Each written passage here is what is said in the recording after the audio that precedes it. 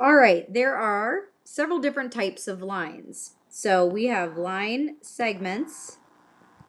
This is a line segment. Okay, it has two endpoints on it, one here and one here. So that means that the line stops.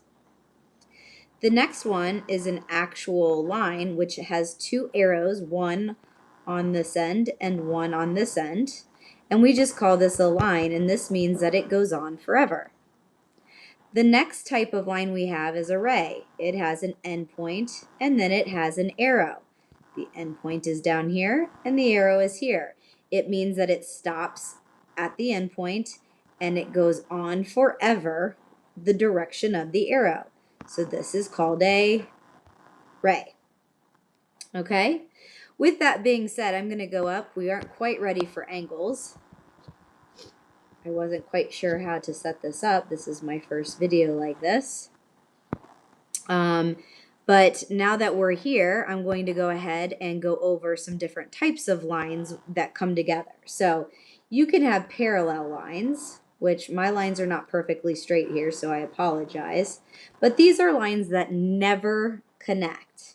So these two lines never connect. And we call that parallel. Okay? Then we have lines that intersect.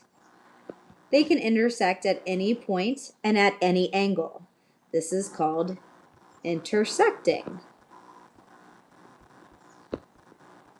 The last type of lines that you'll often see or need to know is something called perpendicular. You can have perpendicular lines that run completely through each other, and they create, now that you understand angles, a 90-degree angle. Okay, that's what makes it different than intersecting. The intersecting angles up here are anything but 90 degrees. Okay? You can also have an intersecting line that stops on that line and continues forward with just a point. But still, in order to be intersecting, you need to have that 90-degree straight line intersection. Hope these help.